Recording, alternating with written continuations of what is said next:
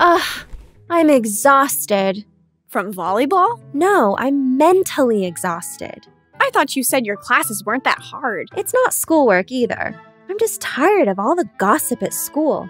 My friends are constantly in each other's business. So much drama. It's like I'm living in a soap opera. You like soap operas. On TV, Leo. I don't want my life to be one. Well, be an influencer. Huh? Remember when you got bangs? None of your friends had them, and then boom, like within 2 weeks, all your friends had bangs. If you want your friends to stop gossiping, I bet you can say something about it and they'll listen. I don't know. I'm kind of scared too. What if they turn on me for speaking up? Weren't you a little scared about being the first to get bangs? True. We're always using the History app to give me pep talks. Let's find a historical influencer to give you one. Okay. Influencer.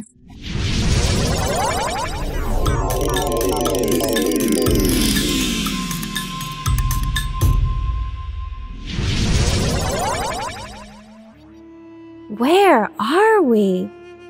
It's so beautiful. Somewhere a long, long, long time ago. Welcome to Shushan, capital of ancient Persia. This has got to be a palace. Ooh, royalty. Let's go find a monarch. That's got to be the queen over there. Who are these children before me? It is I, Leo, and this is my sister Layla. I am Esther, Queen of Persia. Are you the new staff? No, ma'am. I mean, Your Highness. I'm pretty sure she's Esther, like the book in the Bible, Esther. Oh, cool. We're time travelers from the future, and we're searching for an important influencer. Can you help us? Well, thanks to my influence, I did save all my people from complete annihilation. So, yes, I think you're in the right place. Layla is one of the most popular girls in her school, and I'm telling her she could influence her friends to not gossip and be nicer to each other, but she's kind of scared to speak up. If they think I'm going against them, my friends could make my life seriously miserable. I completely understand. I've been in your shoes, and it's very difficult to influence people if they think you're working against them. You will have to work strategically and persuasively to lead your friends in a positive direction. That sounds complicated. You're right, complicated and difficult, but not impossible. I'll tell you how I did it. As a young girl, my cousin Mordecai raised me as his own daughter. Imagine if our cousin Brad raised us. That would be a total disaster. Yeah, but we could have ice cream for breakfast. Fortunately, Mordecai was a wonderful father figure, though I was never fed any of this iced cream you speak of. You should get your staff on that. So during this time, all of Persia was ruled by the powerful King Ahasuerus. He often had enormous parties where he boasted about his wealth, possessions, and even his wife. He sounds really stuck up. People who always show off are the worst. He could be awful. For instance, one day, Ahasuerus summoned his wife, Queen Vashti, to stand before him and his party guests so he could show off how beautiful she was. Wow, that's super rude. Hey everyone, it's time to stare at my wife. Awkward. How did she feel about that? She refused to participate, and as a result, Ahasuerus took away her royal title and began to search for a new queen. So he hosted a royal beauty pageant. Since many have told me I'm blessed with beauty, I joined the pageant with many other lovely young girls from Persia. Well, that's sad for the old queen, but sounds like fun for you. It wasn't all fun. I had to go through intense training before I even had a chance to meet the king. Oh, like sports camp. She needed to impress the king, Leo, not the little league coach. It was more like intense Persian beauty treatments and learning the customs to act properly royal. Ooh, that's my kind of training. The training was difficult, and I also had to keep a big secret from everyone. What was it? That I'm Jewish. Why couldn't you tell people you're a Jew? Well, here in Shushan, the Persians are in charge, so they treat their fellow Persians better than they treat other people like the Jews. My cousin knew that no matter how beautiful I am, a Jewish girl would not be treated fairly, so he told me to keep my identity secret. I trusted him, so I told no one.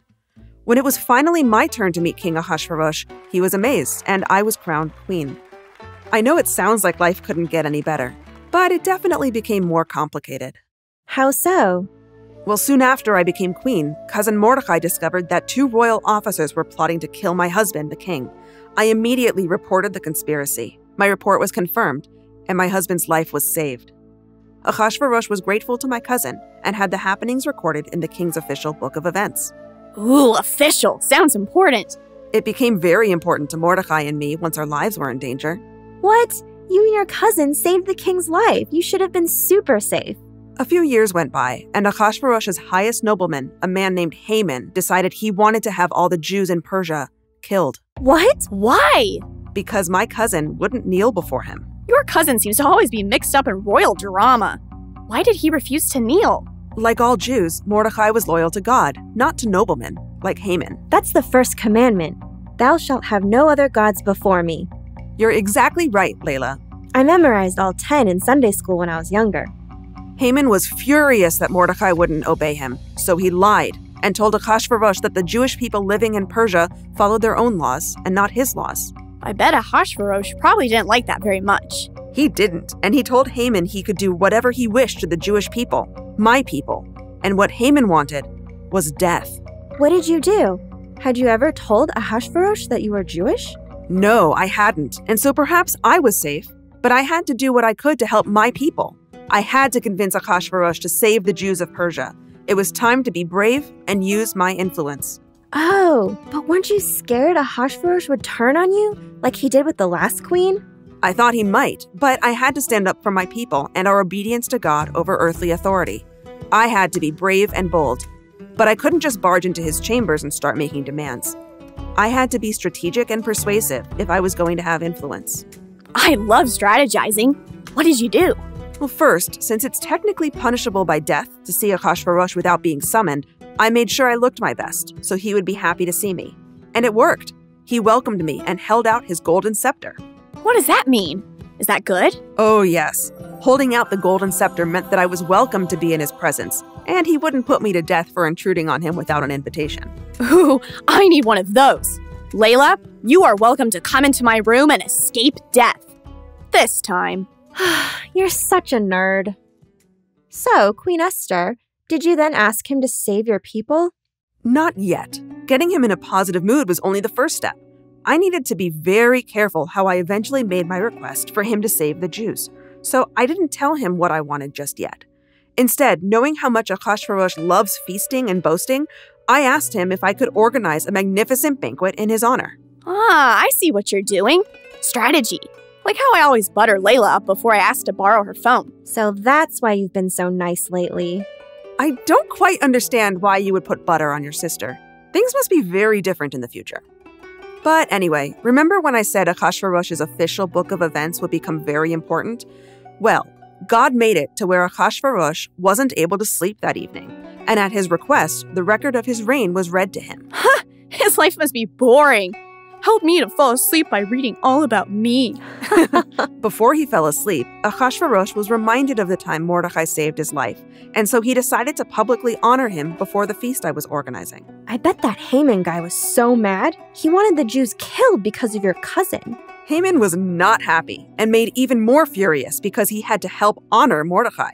That night at the banquet, the king was in a great mood and lovingly asked what I wished for, and said that he'd make it come true. Now was my best opportunity to make my request. Ahasuerus was so happy with you, he was probably going to go along with whatever you asked. I told Ahasuerus that my life and the lives of my people were in danger and asked that we be spared. Upset and confused, the king demanded to know why and who would do such a thing. That's when I revealed my Jewish identity and told him about Haman's evil plan to have the Jews killed. Thanks to my influence, Ahasuerus had a new decree written and my people were saved. The Jewish people still celebrate this event every year with a 2-day holiday called Purim. I definitely think I understand how I can talk to my friends now and get everyone to stop being so gossipy. It's not going to be easy, but as long as I'm not hostile or stuck up, I think I'll be able to make a positive impact. Thank you, Your Highness. God put me in a position of influence for a reason, and I believe he's doing the same for you. Good luck, Layla. It looks like you had a better day. It was great. I used strategy to keep the conversation positive, and then the gossip started disappearing little by little. It's like my friends wanted to match the tone I was setting. Whenever someone did start gossiping, I kindly asked to change the subject, and luckily, nobody turned on me at all. That's awesome! It's amazing what you can do with a little influence. Speaking of which, if I host a pizza feast in your honor, do you think I can borrow your phone? If you'd like to time travel with Leo and Layla again, please visit PragerUkids.com and watch more of their adventures.